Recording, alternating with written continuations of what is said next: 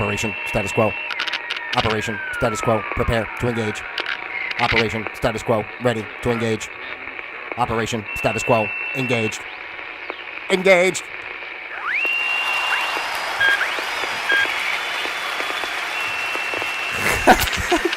I kept wanting to say hello, but I kept hitting the wrong button. I kept keeping the same screen up, right? And then I clicked the wrong button again. I'm sitting here all ready to go. I'm ready to go, hello. I'm ready to go, hello. And I keep hitting this button, and the screen's not changing. I go, well, because I got my thumb on the wrong space, for God's sake. All right, ladies and gentlemen. All right, there you go. There you go. You got me. All right, hey, how we doing out there? Welcome to Operation Status Quo here, ladies and gentlemen, on a beautiful Wednesday. I hope it's beautiful wherever you are. Of course, it's always our choice to decide whether it's beautiful or not, because it's all through our own perception and how we think and what we feel and what we attach to as what becomes real in our day-to-day reality. So for me, it's a beautiful Wednesday, and I hope that I'm passing on that juju, that good juju to you. They say bad juju, but the good juju to you. Yeah, little good juju from me to you. All right. Hey-o. I got to shake out, I just did my swim at the pool, so I got to shake out the, the chlorine out of my brain as I get started. All right. Welcome to Operation Status Quo. I am Pete Palma. I am your user-friendly host. Thank you so much for being here. If you haven't been so before, it's great to have you here. If you are a returning victim, thank you for allowing yourself to endure more punishment here on Operation Status Quo. Of course, I'm broadcasting live from the comfy confines of my very own home in beautiful Florida. That's right. This is the place where we observe the status quo of life. We learn to flow with the status quo of life. And most importantly, we learn to create our own flow of quo, because that's the only way to go. So what are you doing out there right now to create your own flow of quo? Just like I'm creating my flow of quo by creating the flow of quo. So what are you doing to create your own flow of quo? Just let me know in the comments below. Remember, if you're not creating your flow of quo, you know what you're doing. You're living someone else's flow, and that's an absolute no right here on Operation Status Quo. Okay, we got all the particulars out of the way. Let's get into a great show lined up for you here today, ladies and gentlemen. If you were with me last week, we had a special guest. We have another special guest that'll be joining us later in the show, so stay tuned for that via the Starlink satellite. We will be speaking with another friend of Operation Status Quo, ladies and gentlemen, in just a little bit. And I also have a fun little list for us a little bit later as we get into it. But let's get into it, as we have to get into it, so we can't get to that stuff if we don't start with the beginning stuff. Today is the 21st of March. What am I talking about? Today is the 21st of May. Thank you. In the good year 2025. And today's program is entitled, ladies and gentlemen, A Pill for a Pill. That's right, a pill for a pill, because I believe out there, as we know, I'm going to tell you how this came to be, because I saw a pharmaceutical commercial that just kind of tickled my fancy. It was so ridiculous. And I thought to myself, first of all, let's take a step back and realize what we talk about here on Operation Status Quo. We're observing life. We have to realize that our mainstream world is designed to suppress us and keep us, weaker than we really are, to keep us away from our true selves. And one of the biggest proponents of that, or advocates of that, I should say, is, of course, the pharmaceutical companies who just demolish our systems with drugs constantly. Everything's a drug. Nothing's about being well or actually living in harmony with the earth in any capacity whatsoever. But it's about just pumping people full of drugs and masking symptoms that create more symptoms, essentially. So we got RC3 on the line with me here today. RC3, a good friend of Operation Status Quo, shooting in a test, because you do know, ladies and gentlemen, I hate to say it, I guess it's a little bit of a ghetto aspect of the show here, but the live chat for some reason on my YouTube does not respond. I don't know why it doesn't work. I encourage you to continue to try it if you're out there. Maybe one day messages will pop up. But RC3, he has the special OSQ line. He's on the special OSQ line, which is high VIP customers for that, ladies and gentlemen. And he said, nice to see you. Get your ass out of the pool. Thank you, RC3. Yes, I know. I should have done the show before I went to the pool. Now I'm so relaxed. Hey-o. but I need to do my dipsy doodle in the pool and do my little swim, my meditative swim through the chlorinated filled waters, ladies and gentlemen, and it's good for me. That's one of the ways that I live my flow of quo. And quite honestly, I was thinking while I was swimming how blessed I was to be swimming. Like, not for anything. It's May. It's like a random day in May, right? It's whatchamacallit? It's a Wednesday. It's the middle of the week, so it's not like you know what I mean? It's not like a vacation per se, but I mean, but I am able to incorporate into my day because I've been so blessed with being able to identify my purpose. By the way, this is my purpose. Oh my God! No, wait, no. Just finish the story. It's all right. Please, come on, please, for goodness sake, ladies and gentlemen, what are we doing here? What do we got over here? Hey-o. Yes, but I am really blessed to be able to spend part of my day, because if I was back in the normal times, like the pre-COVID times when we were still all slaves without question, then I would be still sitting in that stinking cubicle doing that horrible government job in that nasty place with miserable people, and instead I get to be here with you. Where is it? Yeah, I get to be here with you, the beautiful people of the world. I know it. I love you guys out there. What are you mad at me for? I'm here to help you. I want to be friends. Let's be friends. What's the damn problem? Oh, now you're really pushing my buttons. Okay.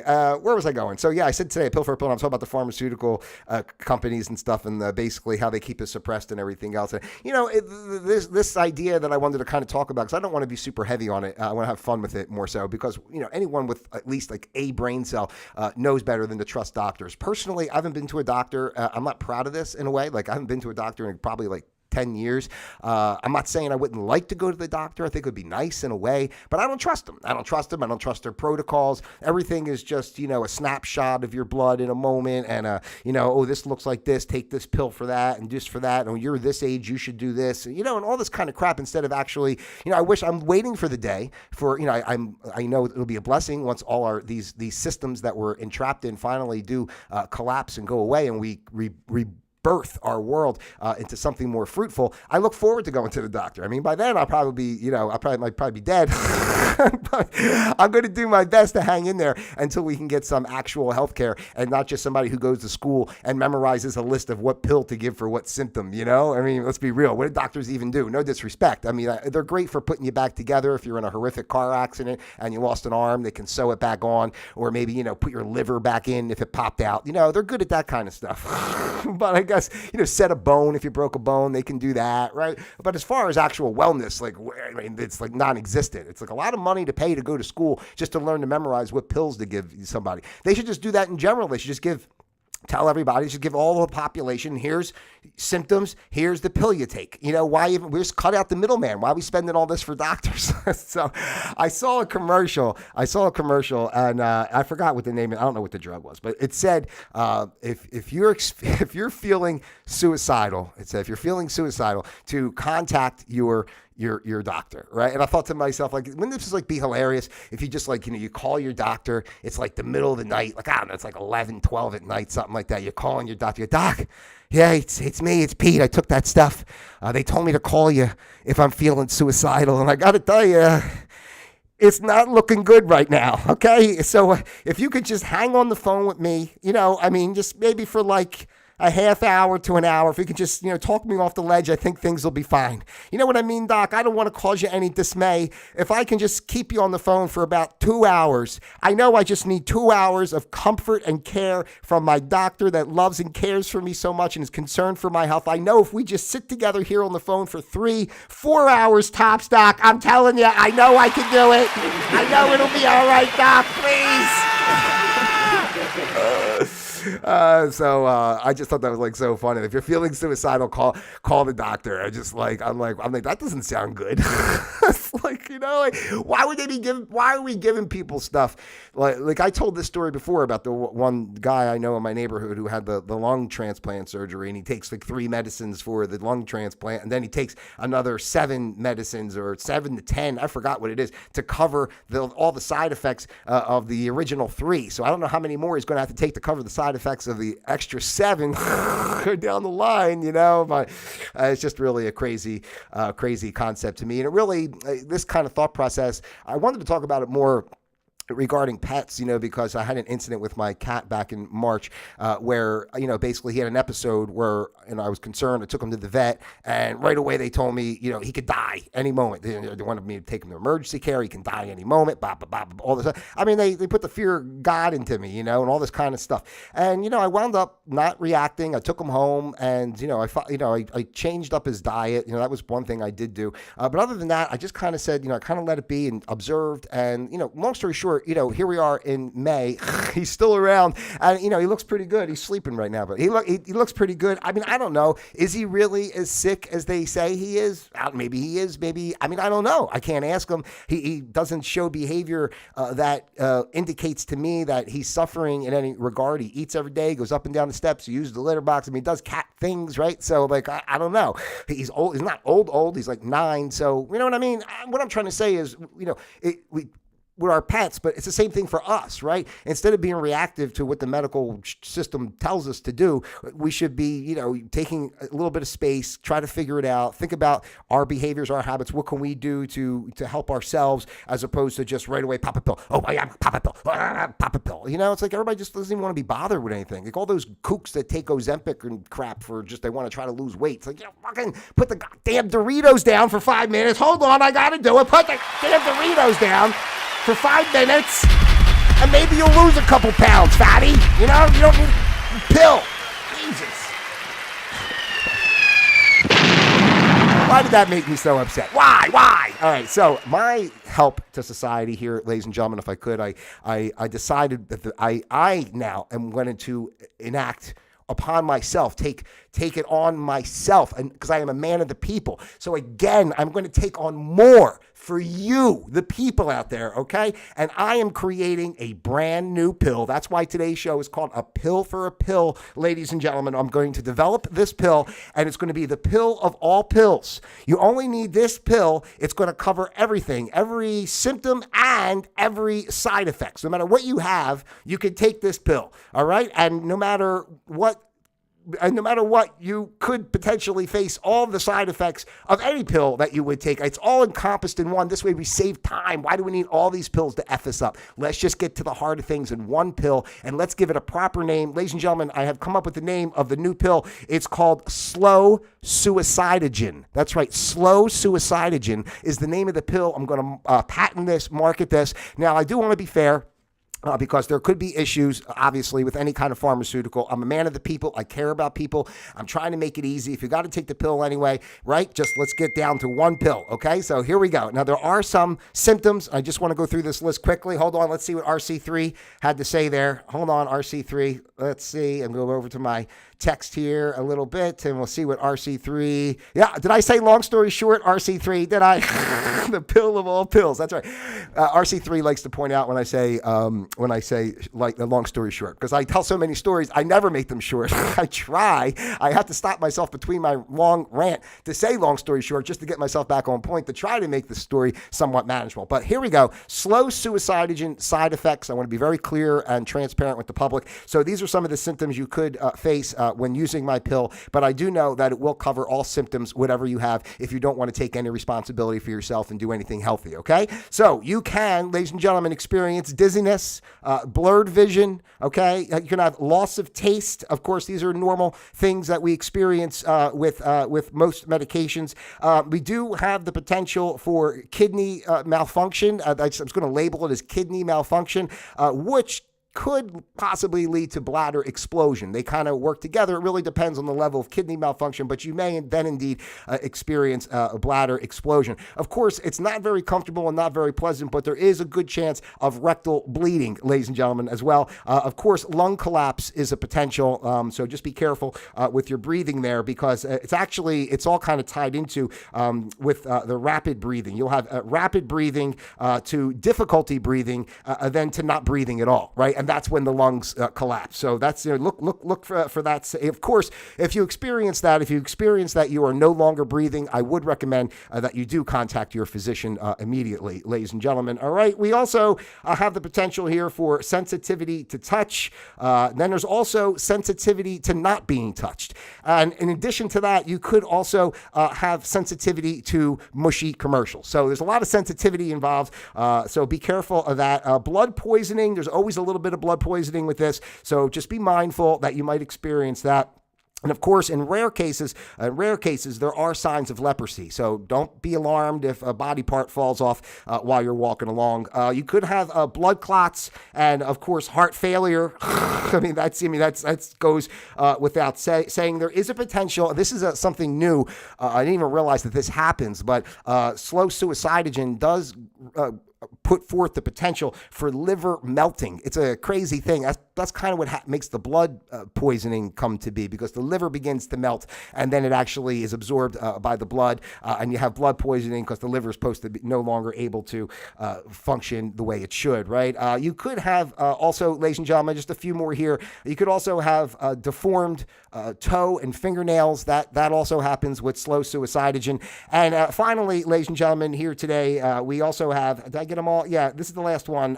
You will have hair loss. Of course, you'll have massive amounts of hair loss. And then, of course, you will have an excessive amount of hair growth in places where you normally do not have hair. So that's what we have here for you today. Ladies and gentlemen, yes, slow suicidogen. Slow suicide. I'll have it on the market soon. I'll have that list of effects, side effects, handy. Hey-o. This way you can make the decision for yourself. I mean, listen, if you're somebody out there that was willing to take the poison jab, what's the difference? It's the same thing. So you might as well take the slow suicidogen. It actually works a little faster than the poison jab. All right, so that's what we got for you here on A Pill for a Pill. We're going to move on now, ladies and gentlemen, and bring on our special guest here. Let me know what you think, by the way. If you're interested in slow suicidogen, drop it in the comments below. We can get in touch. We'll get you on the program, and, we'll see if we can, help fix you up or get you the hell out of here, because that's really what's going on when you're taking pharmaceutical medications, all right? All right, so now, ladies and gentlemen, and it's kind of in line with what we're talking about here today, because this is a doctor that we have on the show with us today, a very pronounced, famous, world-renowned, I don't know what words I want to use, doctor, ladies and gentlemen, that is with us today. It's a good friend of Operation Status Quo, a good friend of myself, Pete.Palma. That's who I am, in case you forgot. We've been together for a long time. I love this guy. I'm so happy to have him with me. Ladies and gentlemen, if I could, welcome and introduce Dr. Rudolph Lobotomio. What's up, Doc? Oh, Pete, you cracked me up. You are something else for sure. I'm doing pretty good over here, man. How's everything going with you over there?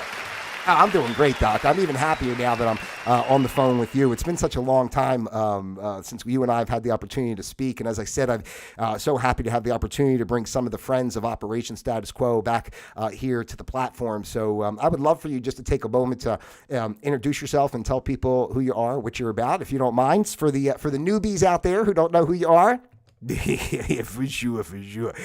Well, of course, I always want to thank Pete first and foremost.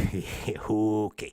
I want to thank Pete first and foremost because he always allows me to have a space and to come and try. I love to I'm a medical professional, okay? I'm Dr. Rudolph Lobotomio, and I like to help people for real as opposed to what other doctors Okay, so anyway, I'm Dr. Rudolph Lobotomio. I am the creator of the 28-step back to health morphine program. Okay, basically, there's a lot of stress in the world, as we can see, especially since COVID and such, and what's been going on since then. The stress is like a live animal attacking you in the jungle. It's hard to get away from it. It's tenacious. It's terrifying. thing.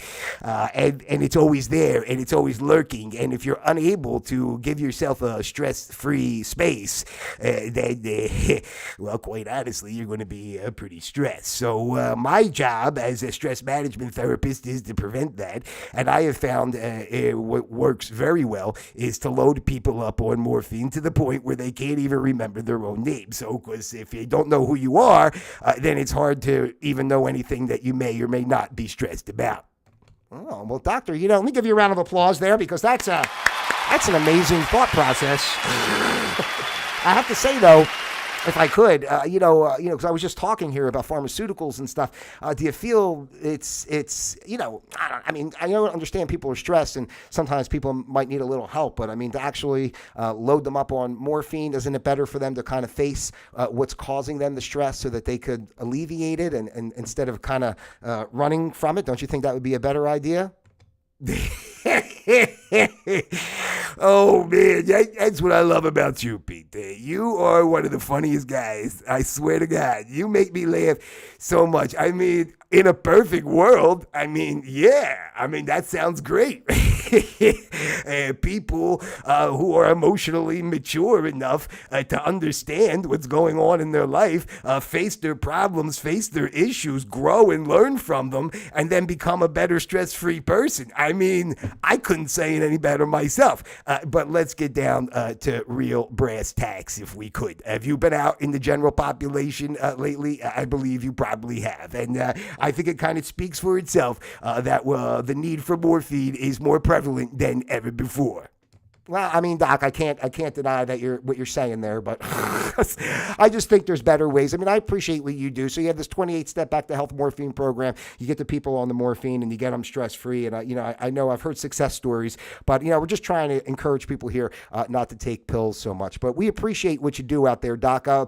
Can you tell us where you are right now? What's going on out there? I mean, where are you in the world right now? My audience and as well as myself, I got on the phone with you. I didn't even ask where you were. Yeah.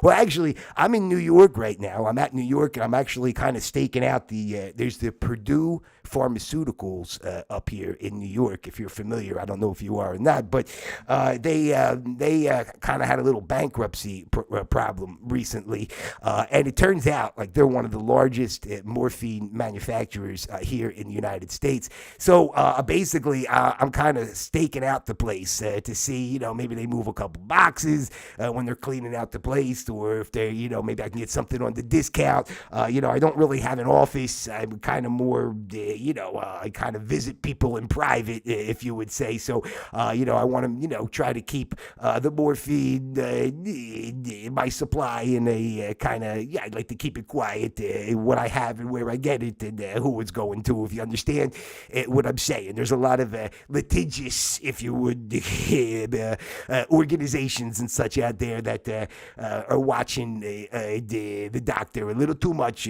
for his liking. Well, I understand that, Doc. You want to try to keep your privacy, and I'm sure what you do is very specialized in helping people, and you want to make sure that, you're not, caught, be the word. All right, well, Doc, thank you so much for coming here today on Operation Status Quo and speaking with the beautiful people out there. Is there anything else you'd like to say? I do provide, insert for the world, Dr. Rudolph Abadamio, before I let you go today. I just want to tell people, don't be afraid of stress, okay? If you experience it, you can just reach out to me, Dr. Rudolph Abadamio. I'll come see you wherever we got to meet. We can meet in a corner, in an alley. I come to your house, whatever works. Parking lots, I don't know. I do it all, okay? I'm a professional. I do it all. I come, I bring you the morphine, I give you the needle, boop, boop, boop, and before you know it, you're sleeping in the back seat, okay? And you don't even know what the hell's going on. Problem solved, stress gone, and Dr. Rudolph Abadamio did his job once again. Okay, all right there. So thank you so much, Pete. I gotta go now. Talk to you next time. All right, Dr. Rudolph Abadamio here on Operation Status Quo for sure. Hey-o. So, ladies and gentlemen, if you find yourself out there having stress-related issues, please feel free to drop it in the comments and let me know. Let me help if I can, okay? I can put you in touch with Dr. Rudolph Abadamio, and we'll get you hyped up. We'll get you hyped up on the morphine, and you should be in good shape. All right, let's see here. Yes. All right. I'm going to go now, ladies and gentlemen, to our final segment of the day, if you would. I actually have, again, continuing with the health theme today, I have some fun health facts. So just some health facts that I thought would be interesting to read. Well, let's see, because this is always mainstream stuff, and we know that mainstream is a lie. So let's see how much validity we'll put into these. So here we go, ladies and gentlemen, our fun facts about the human body. Number one here today is everyone has a unique smell except identical twins. They smell the same. So if you know any identical twins out there, I think you should try to go sniff them and see if that's true. I think one of the bad things about this, honestly, ladies and gentlemen, is that if you have an identical twin and the identical twin doesn't take care of themselves and starts stinking, does that mean that you're going to stink as well because you're going to have the same smell as your identical twin? I don't know. It's just something to think about. It seems like a lot of work to have an identical twin. It's bad enough for me to have me. Can you imagine if I had two of me? There's two of me and I had to deal with it? It'd be horrible. It'd be horrible. All right. Let's see. A human fetus acquires fingerprints at the age of 3 months. So it says you are unique from the very start. Yeah, so 3 months in, you have fingerprints. And I guess eventually with the AI and the technology, they'll probably be fingerprinting you while you're still in utero.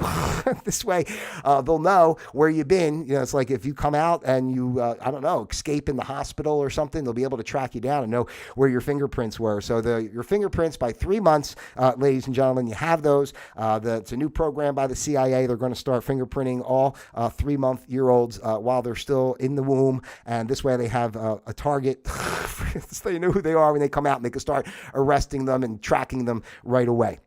All right, every individual has a unique tongue print. Like fingerprints, your tongue print can be used to identify you. So this is why you have to be very careful with going around licking people. And a lot, it's a tough thing to kind of get past. It's just the impulse. Sometimes you just see someone and you just want to walk up and just lick them right on the face. And then just be careful because then they can track your lick print from your tongue back to you. So, be careful on who you lick and where you lick and where you lick. Hold on, let me give you applause for that. Because I think where you lick might be a little more important.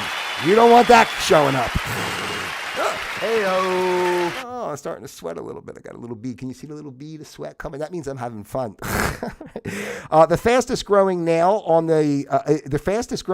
is on the middle finger. That's right. Your middle. I don't want to stick it up because I don't want to be rude. I'm going to do it like this. But your middle fingernail grows the fastest. So if you're looking for, people like to grow their nail long so they can do cocaine. Remember those days when people would grow their nail long and they'd be walking around with like one long fingernail? I don't know if you remember.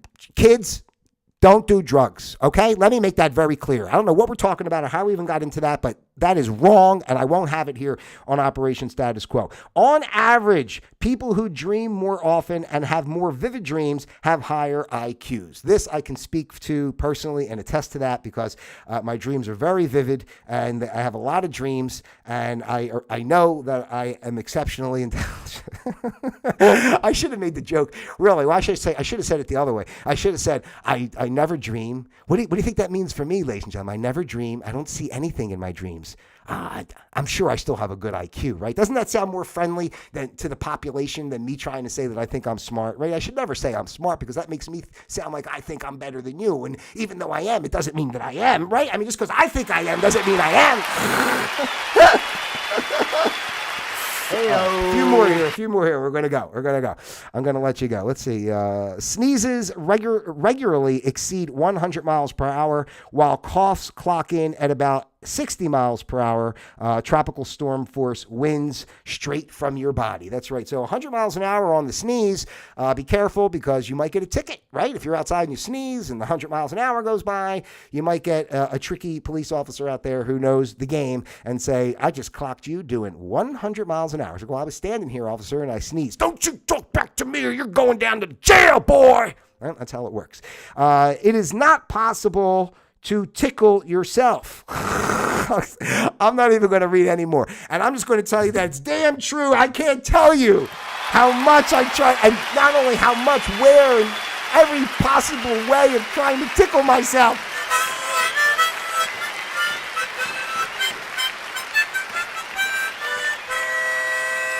Hey-o. and I just can't do it. Let's see. Let's just do one more. Let's see here. That one doesn't sound good. Let's try this one. Oh, we talked about pets today, so let's leave it with a pet one, okay? Your pet isn't the only one in the house with a shedding problem. Humans shed about, what's that, 600,000? I'm sorry, because this print is small. 600,000 particles of skin every hour, or 1.5 pounds each year. Oh my goodness, ladies and gentlemen. So you are shedding, while you're sitting there watching this, listening to this, you are shedding 600,000 particles of skin every hour. So we've been on almost a half hour. You've done 300,000 particles of skin have left your body since you've been watching this show. For God's sake, see how I was able to divide by 2? I am smart. Yeah.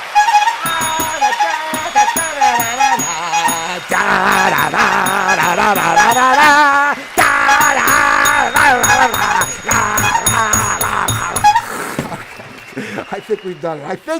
We broke the internet. I'm really sweating now. Woo! It's summertime coming in here.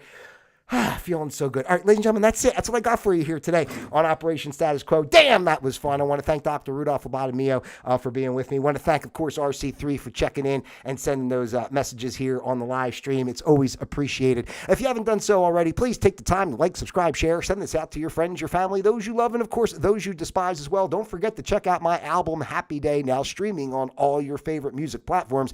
And just go join the fun over at pete.palma.com, ladies and gentlemen. So I love each and every one of you out there, individually as well as a group. God bless you, and as you very well know, until next time, Operation Status Quo disengaged.